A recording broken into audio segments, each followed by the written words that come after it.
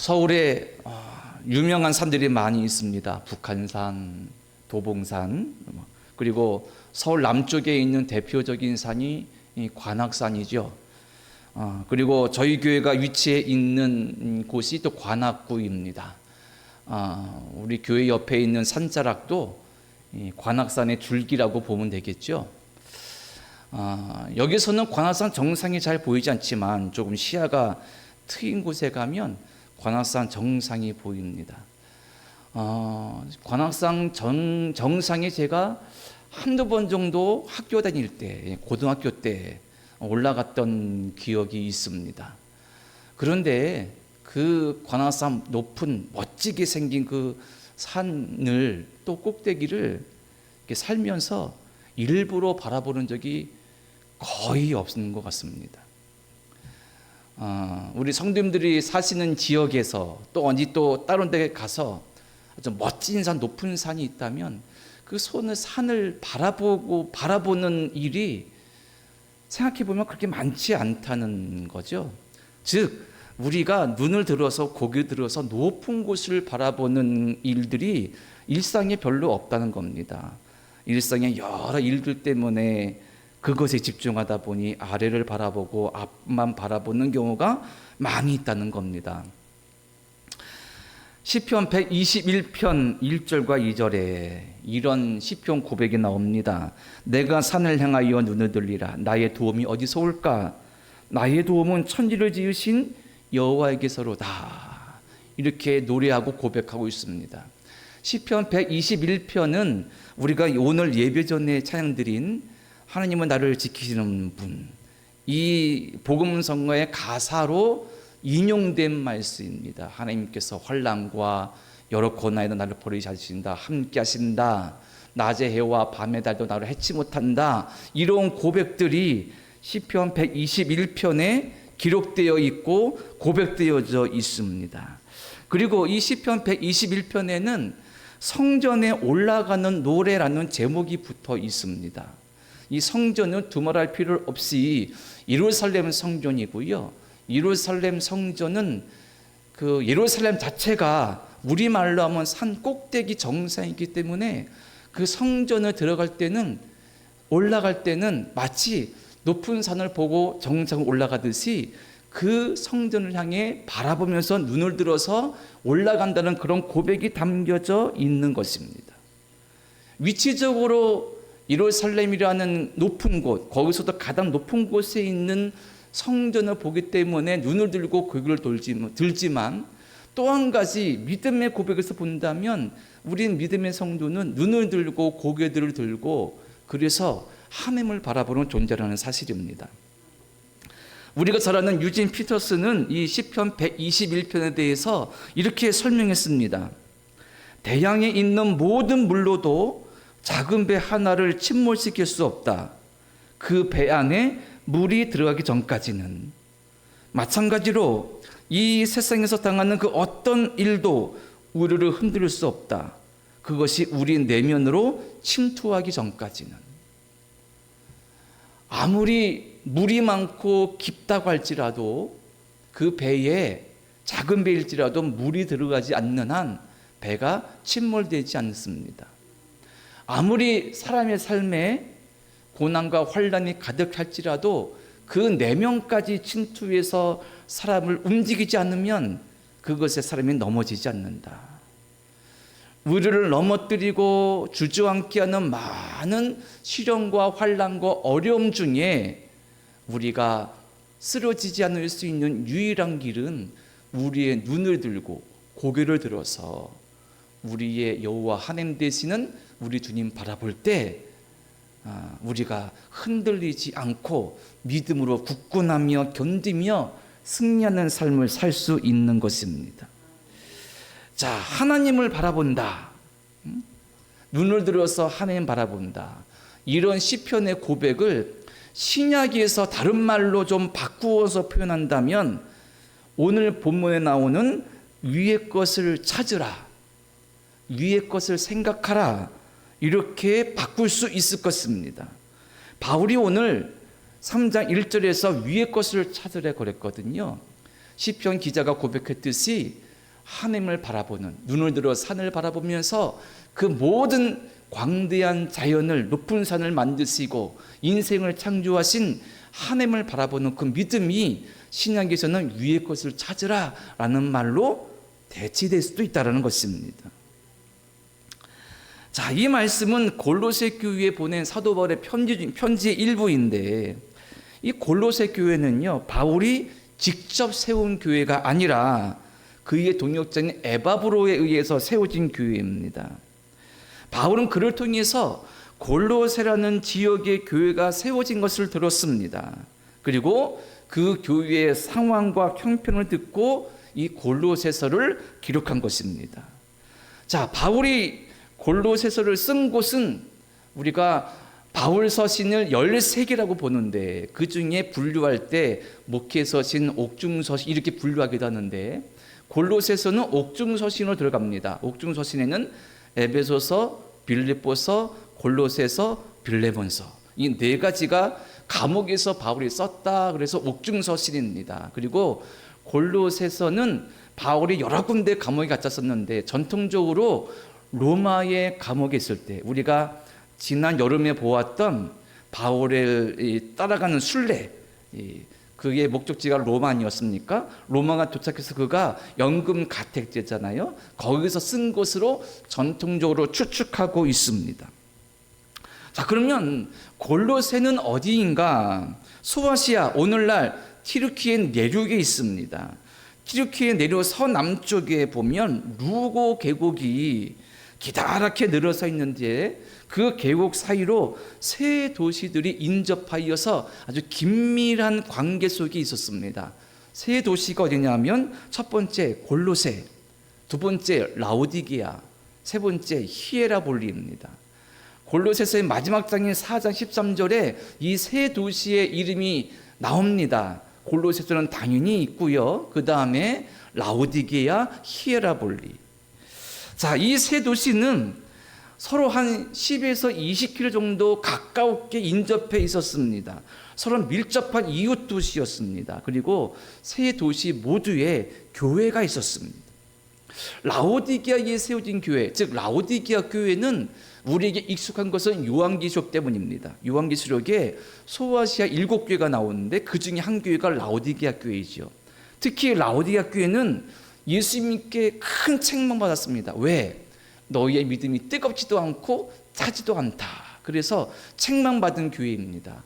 그런데 이 미지근한 신앙, 미지근한 물에 비유되는 이러지도 저러지도 뜨겁지도 차지도 않은 그냥 그런 믿음의 비유가 된 이 미지근한 물은 히에라볼리와 또 연관이 되어 있습니다. 왜냐하면 히에라볼리는 온천 지역이에요. 그래서 그 히에라볼리에서 물이 라오디게에 와가지고 그들이 사용하고 그랬거든요.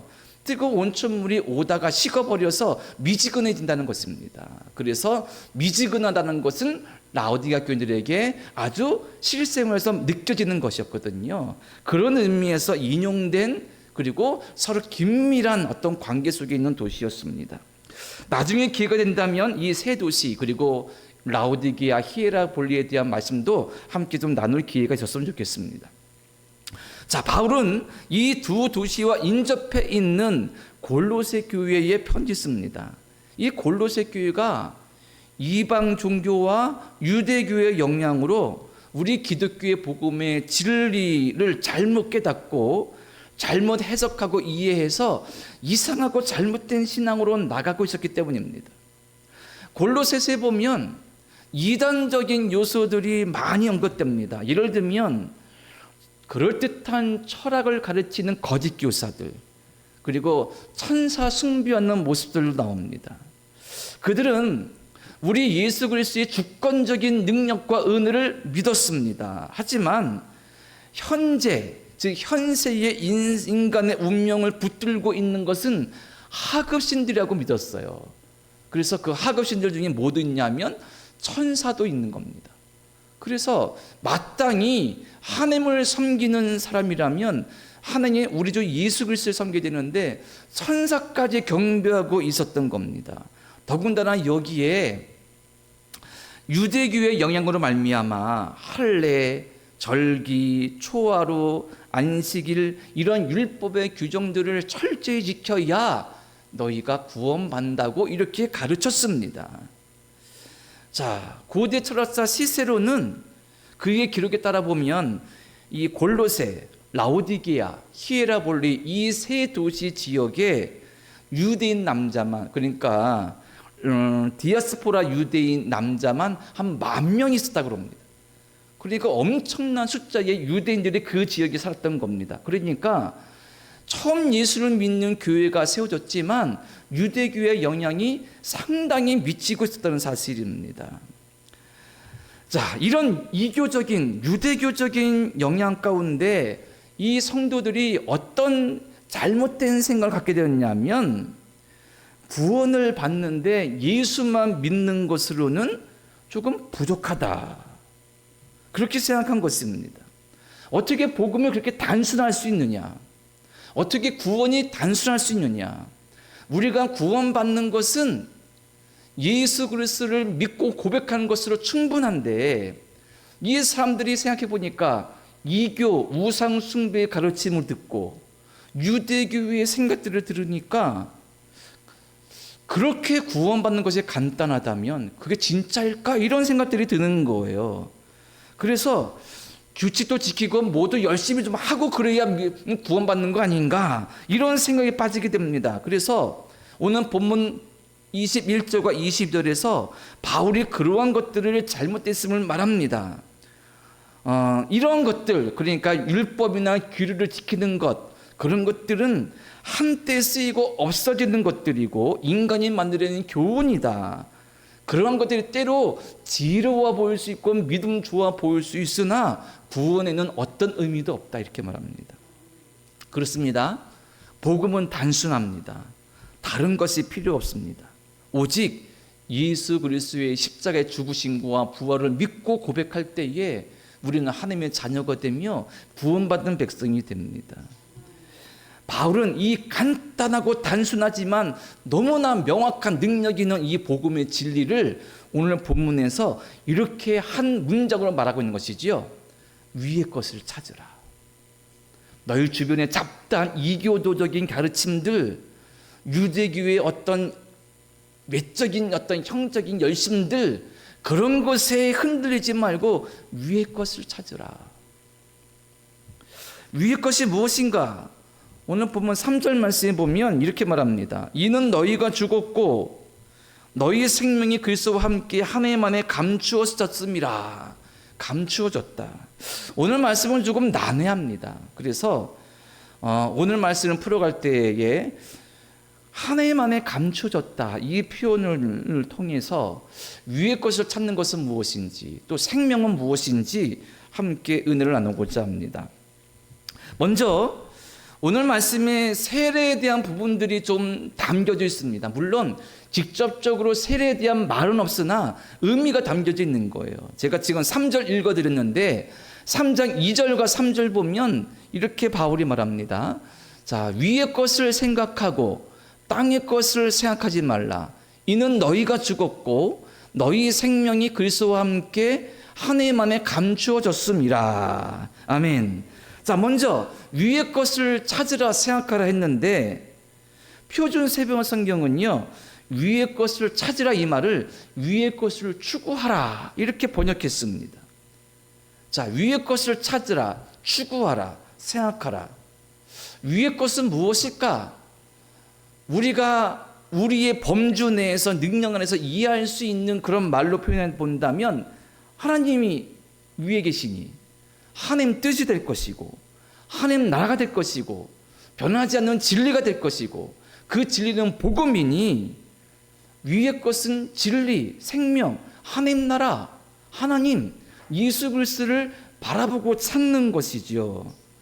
반대되는 땅의 것은 결국 우리가 지금 말씀드린 것처럼 초등학문에 불과한 이교적인 교훈들, 우상숭배의 잘못된 신앙들, 유대적인 어떤 교훈들, 규례들, 율법 같은 것을 따르는 것들, 이런 것들이 되겠죠. 그것은 영원하지 않고 거듭남의 구원에도 어떤 의미나 능력도 줄 수 없다는 사실입니다. 그런데 말씀드린 것처럼 바울의 이 가르침을 알고 있지만, 복음의 단순한 능력을 알고 있지만 사람들은 불안한 거예요. 우리도 그렇지 않습니까? 우리도 신앙생활 하는데 뭐 가만히 있으면 뭐 안 될 것 같아요. 그러니까 내가 기도해야 되지 않나? 내가 뭐 열심히 봉사해야 되지 않나? 물론 내게 주신 은혜로 말미암아 기도하고 열심히 봉사하는 것은 아름답지만, 내가 좀 허전하고 내가 이러도 되나? 내가 이러지 않으면은 벌 받지 않을까? 이런 어떤 인간적인 어떤 동기에서 나오는 열심이나 어떤 신앙의 모습들은 하나님께 의미가 없다는 거예요. 그렇죠? 이 사람들도 그랬습니다. 예수 믿으면 구원받는다는데 뭔가 조금 불안하지 않아? 유대인들 보니까 뭔가 열심히 지키는데, 오늘 말씀의 2장의 21절에 보면 붙잡지도 말고 맛보지 말고 만지지 말라, 이런 거 뭡니까? 율법에 보면 먹지 못할 것이 있고 만지지 말아야 될 것이 있습니까? 그런 사람들 보니까 뭔가 철저히 지키거든요. 야, 뭔가 저 사람들은 저렇게 해서 믿음이 높은 경지에 올라가는구나 라고 생각하면서 그 사람들의 영향을 받는 겁니다. 철저하게 율법시키는 사람들을 보니까 또 그들의 금욕주의적인 신앙, 예를 들면 안 먹고 안 만지고 가지 않고 부조한 곳에 가까이 가지 않고, 이런 것들 보니까 그들이 살아왔던 이방 종교나 이교 문화 속에서 보니까 너무 자유분방하고 음란하고 무질서하거든요. 그러니까 유대교의 매력을 느끼는 거예요. 이상하게 사람들은 종교, 뭔가 진리를 탐구하고 따라간다 하는데 그것의 본질보다는 그 가운데 있는 모든 형식들이나 규례들에 집중하고 만족하는 경우들이 있다는 사실입니다. 이들도 그러한 거예요. 그래서 유대교의 신앙과 유대인들의 생활 양식에 큰 매력을 느끼고 유대교에 따라서 그들도 안식일 규제를 지켜야지, 율법을 철저히 지켜야지, 이런 것들에 매몰되고 있는 것입니다. 바울은 이렇게 변질되고 본질을 떠난 그들의 신앙을 보면서 오직 구원은 하나님께 주신 예수 그리스도 안에 있다, 이 믿음을 가지고 나아가라, 이러면서 그가 말한 것이 뭐냐면 너희는 그리스도 안에서 하나님 안에서 감추어졌다, 이렇게 말합니다. 감추어졌다. 학자들은 이 감추어졌다는 표현이 세례의 의미와 연결된다고 보고 있습니다. 이런 것입니다. 헬라인들은요, 사람이 죽어서 땅에 매장하면 땅 속에 감추어졌다라고 표현했습니다. 보이지 않으니까, 땅 속에 묻었으니 보이지 않으니까요. 자, 성도는 세례를 받음으로 영적으로 죽음을 고백합니다. 내가 성부, 성자, 성령의 이름으로 세례 받음으로 나의 죄악된 영혼은 죽었다, 그리고 예수님과 함께 부활했다, 이렇게 고백하지요. 자, 예수 그리스도와 함께 죽었습니다. 땅 속이 아닌 그리스도 안에 죽은 것이기 때문에 바울은 그리스도 안에 우리가 감춰졌다고 말하고 있는 것입니다. 이것은 어떤 의미냐 하면, 제가 목사로서 장례를 막 여러 번 집례하다 보니까 화장을 하는 경우도 있고 매장을 하는 경우도 있어요. 근데 매장을 할 때의 경우를 보니까 먼저 우리 옛날 말로 염을 하죠. 그래서 이 시신 고인을 잘 깨끗하게 모십니다. 그리고 옷을 입혀드리고 마지막에 보니까 이 장의하시는 분들이 온 몸을 꽁꽁 묶어요. 움직이지 않게. 그리고 관에 모시죠. 그리고 이제 매장지에 갑니다. 매장지에 가면 이미 그 관이 들어갈 자리가 파져 있습니다. 거기에 관을 내려놓고 주변을 딱 움직이지 않게 이 흙으로 꽉 채웁니다. 그리고 흙을 덮습니다. 이게 일반적인 매장의 모습입니다. 물론 지역마다 여러 어떤 세부적인 절차는 차이가 있지만요. 그런가 보다 했어요. 그런데 제가 가끔씩 예로 듣는, 제가 농촌 목회할 때 뵀던 한 장로님을 제가 운명하신 것을 제가 직접 뵈고 눈을 감겨드리고 그분의 장례를 다 주관할 때 제가 그분을 너무나 존경하고 사랑했거든요. 그분을 너무나 의지도 했었습니다. 그런데 그분을 장로님을 장례할 때는 마음이 너무 이상한 거예요. 왜냐하면 그 염을 하면서 장로님 시신을 꽁꽁 묶었어요. 그리고 그 캄캄한 관에 딱 닫았어요. 매장지에 갔는데 그 매장지 땅 속에 묻고 다 그냥 흙을 덮어버렸어요. 그때 속으로 이런 생각이 든 겁니다. 우리 장로님 얼마나 답답할까. 온 몸을 꽝꽝 묶었으니 얼마나 답답할까. 저 땅 속에 막 깊이 묻었으니 얼마나 답답하실까. 목사이지만 그 장로님을 너무나 사랑해서 그런 생각이 드는 겁니다. 이게 어떤 생각입니까? 그야말로 인간적인 생각인 거예요. 우리 육신은 그냥 화장하든 매장하든 흙으로 돌아가고 먼지로 들어가는 그 존재에 불과한 거예요. 그런데 그 당시 사람들은 사람을 땅에 묻으면 그 땅 속에 갇혀가지고 보이지 않고 감춰졌다. 아래 위로 사방으로 흙에 쌓인 거예요. 여기에 감췄다는 의미가 어떤 의미냐면 우리는 예수 안에 예수님과 함께 죽은 거예요. 그러니까 예수님으로 말미암아 내 앞뒤 좌우 위아래가 꽉 채워져 있는 겁니다. 감춰진 거예요. 이거는 답답하고 고통스러운 것이 아니라 예수 그리스도 안에서 새로 거듭난 것이 고백되어진 겁니다. 죄가 용서되어진 겁니다. 인간의 생각으로 사람을 땅에 묻어버리면 답답하고 흙으로 가득한데 믿음 안에 감춰진 것은 예수 그리스도로 가득한 거예요. 예수 그리스도로 충만한 것이고 예수님으로 말미암아 우리가 온전해진 것입니다. 우리는 예수님으로 보호받고 예수로 말미암아 새로운 생명을 얻은 겁니다. 우리의 믿음의 고백이 여기 있어야 됩니다.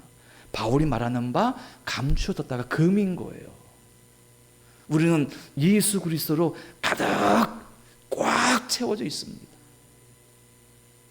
예수께서 우리를 살리시고 함께 하십니다. 여기에 더 하나의 의미가 있습니다. 그게 뭐냐면 비밀입니다. 사람은 참 비밀을 좋아해요.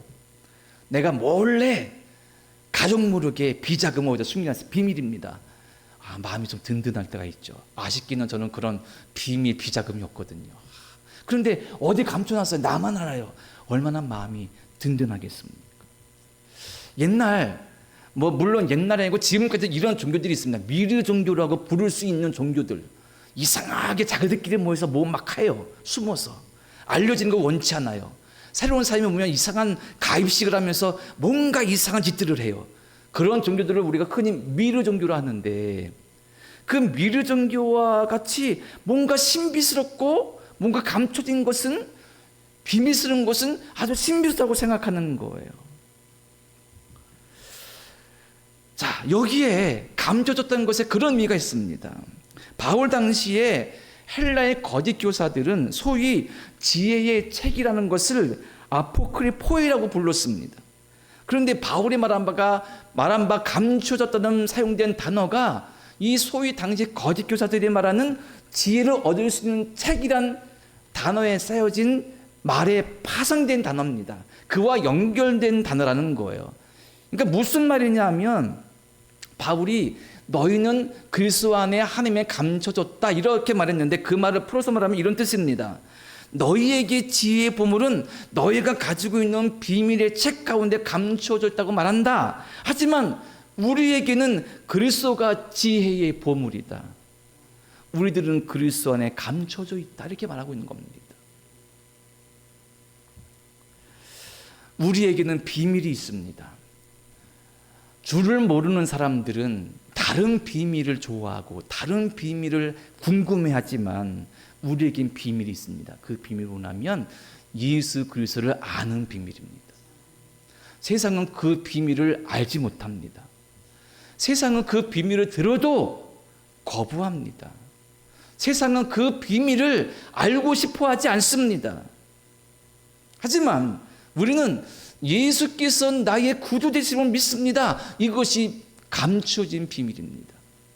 나에게 소중한 비밀입니다. 나를 살리는 비밀입니다. 세상은 그것은 모르지만 우리는 비밀스러운 놀랍고 거룩하신 예수 그리스도를 믿고 알고 체험하고 경험하고 인도함 받고 의지하기 때문입니다. 때문에 힘들고 어려울 때, 고통 중에 있을 때, 주저앉을 때에 우리가 우리 주님의 이름을 부르고 그분을 붙잡는 것은 그 비밀을 알기 때문입니다. 그 능력을 알기 때문이지요. 그것을 알지 못하는 세상은 비웃기도 하고 조롱하기도 하고 무시하기도 합니다. 하지만 우리는 그것을 아는 흰 사람들이고 존재들입니다. 바울이 이렇게 고백했습니다. 고린도후서 4장 7절로 10절에서 말하기를 우리가 이 보배를 질그릇에 가졌으니 이는 심히 큰 능력은 하나님께 있고 우리에게 있지 아니함을 알게 하려 함이라. 아멘. 우리가 이 보배를 질그릇에 가졌으니, 보배는 뭡니까? 예수 그리스도. 질그릇은 뭐예요? 하찮은 평범한 그릇이잖아요. 우리 질그릇처럼 막 쓰는 그릇 같은 우리 안에 예수 그리스도라는 보배가 담겨져 있다. 그래서 바울이 이어서 말합니다. 고린도서 4장 8절 이하에 보면 우리가 사방으로 우겨쌈을 당하여도 싸우지 아니하고 답답한 일을 당하여도 낙심하지 아니하며 박해를 받아도 버림받지 아니하며 거꾸로 때림을 당하여도 망하지 아니하고 우리가 항상 예수의 죽음을 몸에 짊어짐은 예수의 생명이 또한 우리 몸에 나타나게 하려 함이라. 아멘. 사방으로 우겨쌈을 당하여도 쌓이지 않고 답답한 일을 당하여도 낙심하지 않고 박해를 받아도 버림받지 않고 거꾸로 뛰면 당하여도 망하지 않고, 이런 능력, 힘이 어디서 옵니까? 세상이 알지 못하는 그 비밀, 예수 그리스도라는 그 비밀, 그 비밀 우리가 담고 있기 때문입니다. 보배 되신 그분. 우리는 그런 존재입니다. 성도는 그런 존재입니다. 세례를 받을 때 고백하는 것처럼 예수 그리스도와 함께 죽고 거듭나서 예수 그리스도로 충만하고 예수 그리스도로 온전하고 예수 그리스도로 가득한 존재, 나아가서 비밀스러운 남이 알지 못하는 보물 같은 존재를 품고 있는 자, 그래서 삶을 믿음 안에 아름답게 살아가고자 하는 자, 그게 우리들입니다. 믿습니까? 자, 한 가지만 더 보겠습니다. 본문 4절입니다. 4절 말씀 보면 바울이 이렇게 말합니다. 우리 생명이 있으신 그리스도께서 나타나실 그때에 너희도 그와 함께 영광 중에 나타나리라. 아멘. 바울이 장차 영광의 소망을 말하죠. 그래서 말하기를 우리 생명이 있으신 그리스도께서, 중요한 고백입니다. 예수께서 우리의 생명이 되십니다. 우리가 살면서 무슨 누명과 오해를 쓰면 결백을 주장할 때 뭐란 말합니까? 내 생명과 나 결백해. 뭔가 범죄에 연루됐을 때에, 물론 그런 경우는 없지만 나의 무죄를 주장할 때 법정에서 내 생명을 걸고만 합니다. 그만큼 생명은 사람이 뭔가 할 수 있는 가장 중요한 것입니다. 우리는 예수님의 사람들입니다. 다른 말로 말하면 예수님께로부터 생명을 받은 사람입니다. 예수님께로 새로운 생명을 받은 사람들입니다. 예수님께 속한 사람들입니다. 그래서 우리의 삶과 생활은 예수님께로 기인하기 때문에 예수님으로 말미암아 귀하게 드러나고, 우리의 믿음과 봉사와 헌신은 예수님께로 말미암아 하나님께 영광이 될 것이고, 우리의 진실한 믿음은 예수님 때문에 세상에 드러나고 장차 바울의 말처럼 부활의 영광과 영원한 생명의 은혜를 우리가 누릴 것입니다. 거기서 중요한 것이 뭐냐면요, 생각입니다. 바울이 그랬죠. 위의 것을 찾으라. 1절에 말했다면 2절에 본 것처럼 위의 것을 생각하라 그랬습니다. 생각. 자, 위의 것을 찾는 것은 무엇이냐? 생명 대신 예수 그리스도를 믿는 것은 뭐냐면 위의 것을 생각하는 것입니다. 어떤 사람이 호텔에 투숙했습니다. 너무 더웠습니다. 에어컨을 틀었습니다. 시원하게 자는데 안타깝게도 한밤중에 정전이 되어서 에어컨도 안 들어오고 암흑천지가 되었습니다. 너무 더워서 일어난 이 사람이 아무것도 안 보이는데 더듬더듬해서 창문을 열려고 더듬었습니다. 아무것도 안 보이는 거예요. 그런데 창문이 안 열리는 겁니다. 그래서 막 잠결에 화가 나고 그래서 막 두들겼습니다. 그런데 창문이 와장창 깨져버리는 거예요. 놀랬습니다. 그런데 창문이 와장창 깨진 것도 마음이 놀래기도 했지만 바깥에 찬바람이 휙 들어오는 거예요. 시원한 겁니다. 그래서 창문 깨진 거는 보이지도 않으니 어쩔 수 없으니 그냥 시원한 바람 맞고 자자 해서 마음 편하게 잤다는 거예요. 그런데 아침에 눈을 뜨고 보니 창문이 멀쩡하더랍니다. 깨지긴 깨졌는데 뭐가 깨졌느냐? 호텔 안에 있는 이 안에 있는 거울이 깨진 거예요. 거울이. 이 사람이 거울 갖고 싶으면 거울을 깬 겁니다. 그런데 그 밤에는 캄캄해서 안 보였거든요. 거울이 깨진지 유리가 깨진지 뭘 모르는 거예요. 유리창이 깨진 걸 생각했으니까 찬바람이 느껴진 겁니다. 실제로 방 안은 더웠지만 찬바람이 들어오지 않았지만 이 사람 생각에는 찬바람이 들어왔다고 생각하는 거예요. 생각의 힘이 얼마나 무서운지. 우리도 그렇지 않습니까? 생각의 힘. 예를 들면 그냥 방에 더워 괜찮아 견딜만 해요. 그런데 온도계 보니까 30도예요. 열이 확 올라서 30도에 못 견디겠어 이런 경우가 있잖아요. 그죠? 생각의 힘이 강합니다. 때로 생각이 우리의 삶과 마음을 지배하는 겁니다. 어떤 생각을 먹을 때 어떤 생각을 가지냐에 따라서 우리의 태도나 삶의 방향이 달라진다고 말하지 않습니까? 바울은 말합니다. 위의 것을 생각하라. 뭐를 생각하라는 겁니까? 우리 예수님을 생각하라는 사실입니다. 생각이 우리의 마음과 삶을 지배하듯이 우리가 예수 그리스도를 생각할 때 그 생각이 우리 주님께 미쳐서 우리의 모든 것들을 그분께 맡기고 그분의 나의 삶을 인도하시고 주관하시고 지배하실 때에 우리의 삶은 달라진다. 새로워진다. 진정한 생명을 소유하는 자로서 나아간다.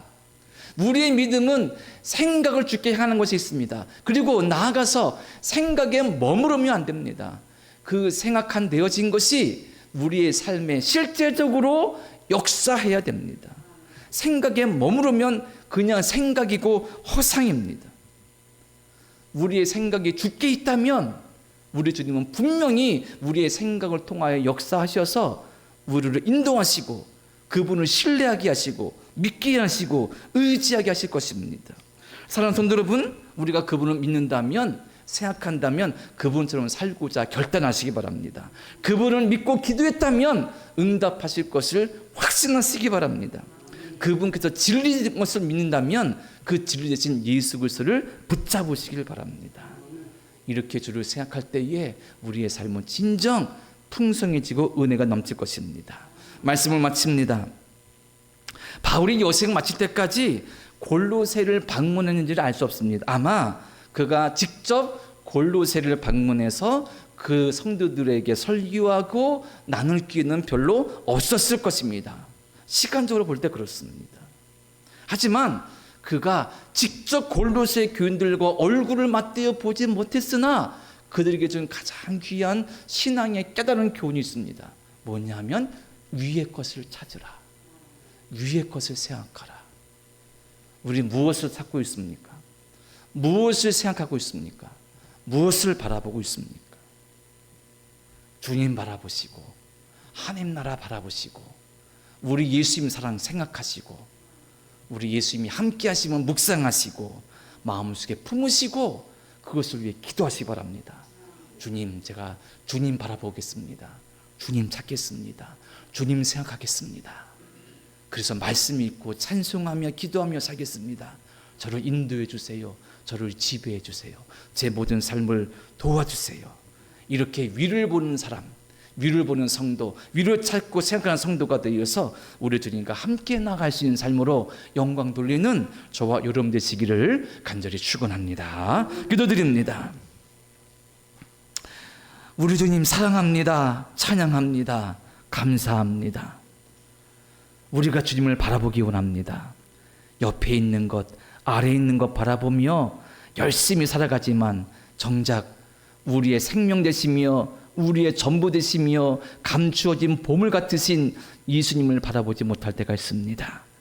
시편의 고백처럼 우리의 눈을 들어 얼굴을 들어 고개를 들어 마음을 들어 주를 바라보게 도와주시고 우리 주 이름으로 말미암아 살아가며 찬송하며 감사하며 간증할 수 있는 귀한 삶을 하도록 은혜 내려주시고 복 내려 주시옵소서. 힘든 여정 가운데 있는 성도들이 있습니다. 인도하시고 돌봐주셔서 생명 공급하여 주시고 참 생명을 누리며 주님께 인도함 받도록 도와주시옵소서. 삶 가운데 우리의 믿음이 생각에 멈추지 않고 우리의 삶을 이끌어갈 수 있는 귀한 믿음 되도록 은혜 내려주시고 성령 충만으로 역사하여 주시옵소서. 예수님의 이름으로 기도드립니다. 아멘.